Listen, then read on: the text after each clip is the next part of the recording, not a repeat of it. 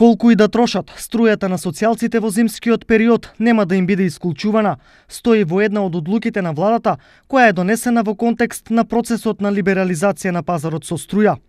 Оваа одлука спокојни ги остави сите оние кои пари за грејење немаат и мака мачат како да го преживеат зимото. За сите социјалци тоа е многу добро, не е лошо. Владата добро што го донесе тај закон, многу им фала на владата. Па да, добар потек е тоа, ако е тачно тоа од владата. Не е лошо.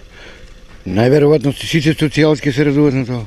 Сиромашните со 12.000 минимална плата. Од друга страна, на оваа одлука многу поинаку гледаат оние кои струја редовно плаќаат и го штедат секој киловат. Секој што си троши, секој треба да си плаќа.